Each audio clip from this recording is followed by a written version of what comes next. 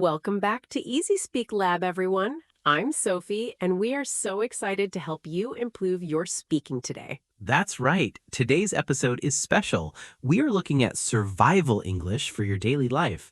You know, those moments when you need to order food or find your way in a new city?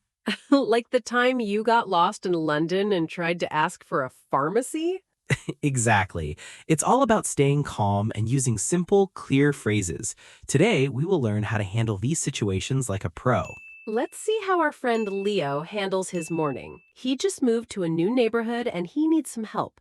Let's listen to a real conversation to understand the topic better. Good morning. I would like to have a large Americano and a croissant, please. Excellent choice. Our croissants just came out of the oven. For here or to go? To go, please. Actually, it's my first day in this neighborhood. I'm still a bit lost. Welcome. It's a great place to live. Do you need help finding something? Yes, could you do me a favor? I need to find a grocery store and maybe a quiet park to sit in. No problem. For the grocery store, just go straight for 2 blocks and turn left. It's right across from the park. It's called Green Corner. Green Corner. That sounds nice.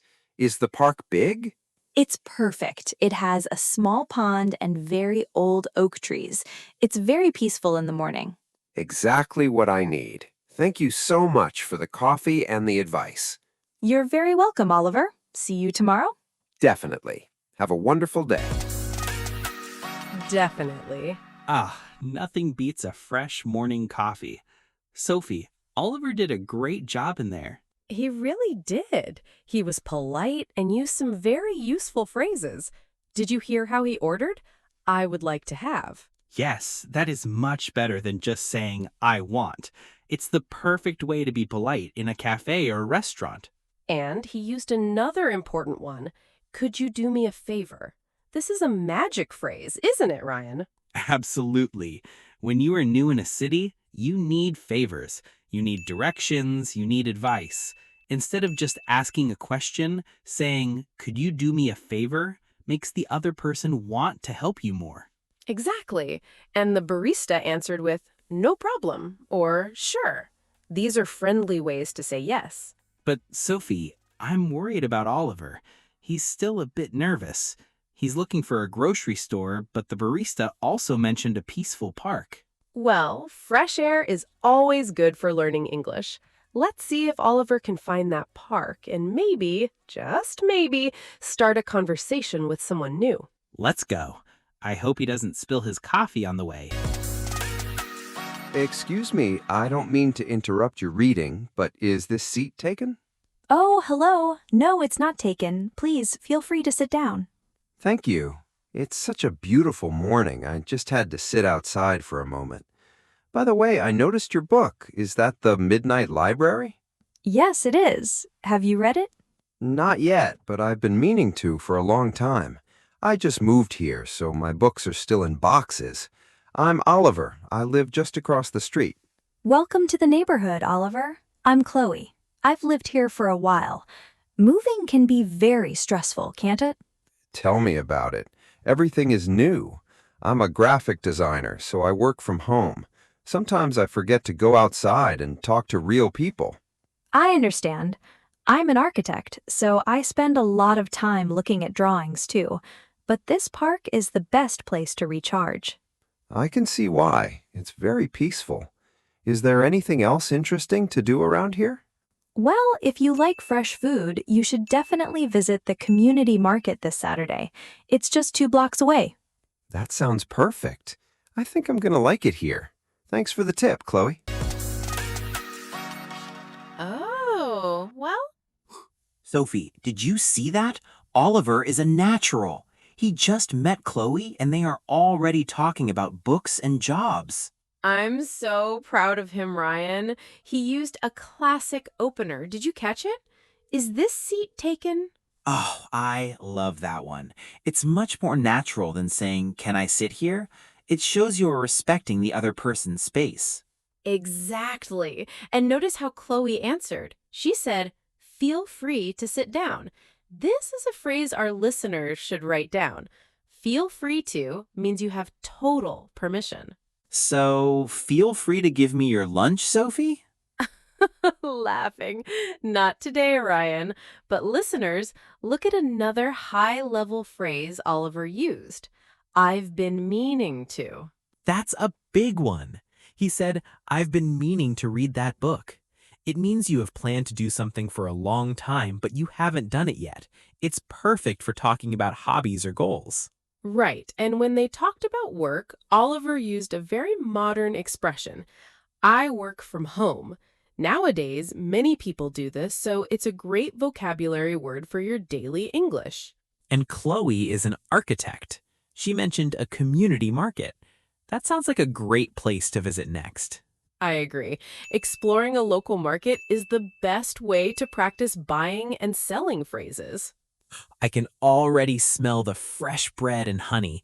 Let's see if Oliver can handle the busy market atmosphere. It's Saturday morning.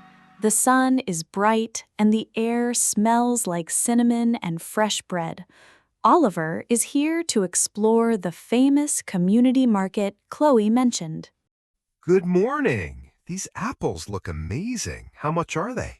Good morning. Those are local Honeycrisp apples. They're $3 a kilo, or you can get 2 kilos for $5. That's a great deal. I'll take 2 kilos, please.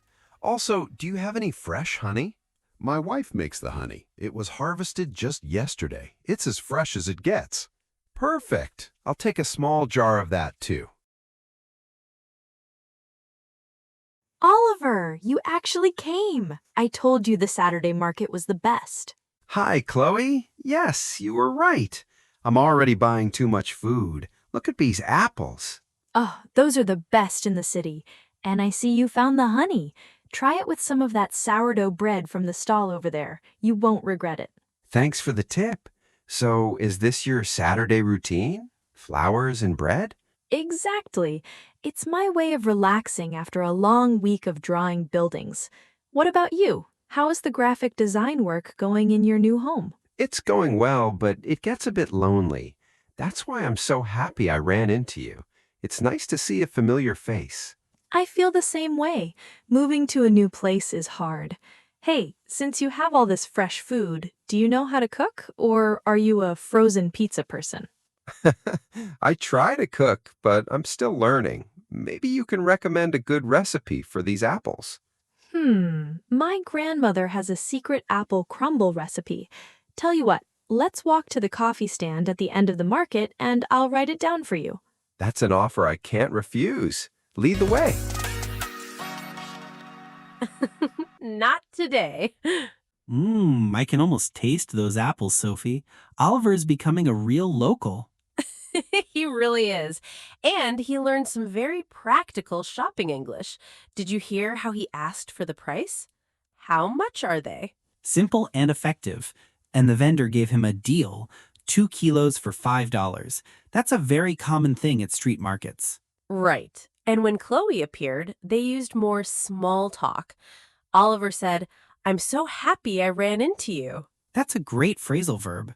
To run into someone doesn't mean you hit them with your car. It means you met them by surprise. Exactly. And did you catch Chloe's question? Are you a frozen pizza person? She's asking about his personality and habits in a funny way. I am definitely a pizza person, Sophie, but Oliver is trying to be a cooking person, and Chloe is going to give him a secret recipe. This is how friendships grow, from a park bench to a secret recipe. But wait, what happens at the coffee stand? Are they going to just talk about apples, or is there more to the story? Let's find out in our next scene. Whew, these apples are heavier than they look. Let me take a load off. I told you. But look, we made it. This is the roasted bean. They have the best flat white in town. My treat. Oh, no, I can't let you do that. You've already given me enough tips for one day. It's on me. Fine, if you insist. I'll have a medium oat milk latte with just a hint of vanilla. 2 coffees, please. 1 oat milk latte with a hint of vanilla, and I'll have a black Americano. To stay, please. Okay, Oliver, as promised, here is the secret apple crumble recipe. But wait, can you actually read my handwriting? My professors in architecture school always said I write like a doctor. Let me see. A pinch of cinnamon, a dash of nutmeg. Actually, it's quite neat. I'm a graphic designer, remember? I spend my life looking at different fonts and layouts. This is like handwritten bold to me. I'm glad. So tell me, Oliver, what brought you to this city? It's a big move for a work-from-home designer. Honestly, I was stuck in a rut. I lived in the same small town for 25 years. I needed a fresh start, new inspiration, and maybe a place where nobody knows my name. I get that. I moved here for the opposite reason. I wanted the chaos of the city to fuel my designs. I love how the old buildings here clash with the new glass towers. It's like a conversation between the past and the present. Wow, that's a very architect way of looking at it. I usually just look at the colors. You have the apples, you have the recipe, but you need a proper kitchen. Is your new apartment fully equipped yet? Well, I have a stove and a few pans, but I'm still missing a lot of essentials. I don't even have a proper dining table yet. I've been eating my breakfast in a cardboard box. Oh no, that is the classic new mover experience. Listen, there's a small local art gallery opening this Thursday night. It's just around the corner. They always have great snacks, better music, and lots of people who also eat on cardboard boxes. Would you like to tag along? That sounds fantastic. I'd love to. I need to meet some people who aren't, well, my computer screen. Great. It's a date. I mean, a plan.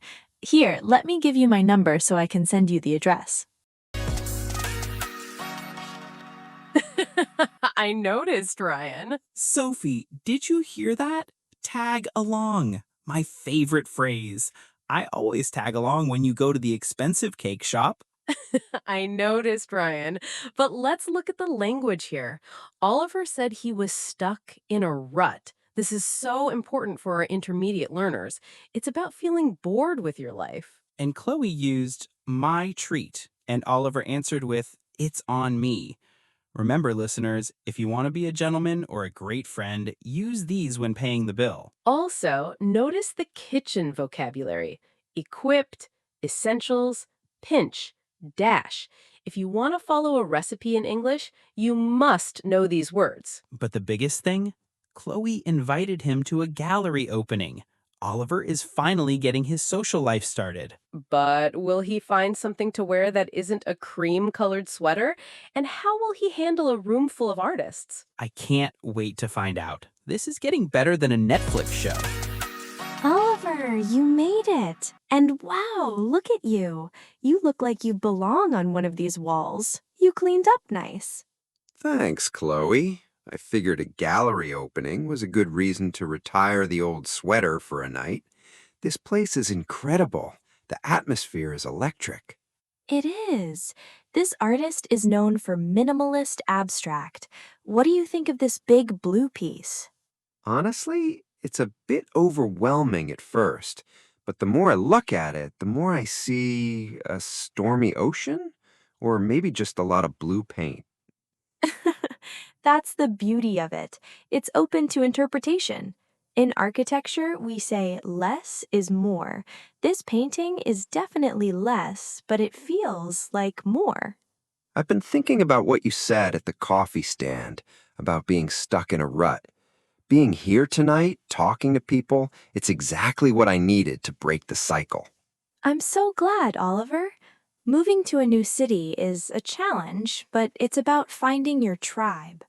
Speaking of finding things, I finally got all the ingredients for that apple crumble. I even found the green corner you mentioned. The honey there is amazing. No way! Did you buy the cinnamon sticks too? They make a huge difference. I did. Everything is ready. So, I was wondering, would you like to come over and help me make sure I don't burn the kitchen down? I promise I've upgraded from eating on cardboard boxes. I bought a real dining table today. I would love to. I can't let a good secret recipe go to waste. When were you thinking? How about next Friday evening, say 7 p.m.? Next Friday at 7. It's a date. I'll bring the vanilla ice cream. You can't have apple crumble without it. It's a deal. Friday it is. Oh, it's good. He did it, Sophie. Oliver is no longer the lonely designer. He's got a date, a dining table, and a great new friend. I nod. It was a wonderful journey from the park bench to the art gallery. Let's look at the language they used today. Chloe said, "You cleaned up nice." This is a great compliment for someone who usually dresses casually but looks very sharp tonight. And I love the phrase, the atmosphere is electric. You use this when a place feels exciting and full of energy. Also, notice how Oliver invited Chloe. He used the phrasal verb to come over. It's the most natural way to invite someone to your home. And when Chloe said it's a date, she meant the plan is confirmed. It's a fun way to say, I'll see you then. We hope you enjoyed the story. Learning English is just like Oliver's journey. It takes a little courage to start a conversation, but it leads to amazing connections. Keep practicing every day. We are so proud of your progress. See you in the next series. Goodbye. Bye-bye.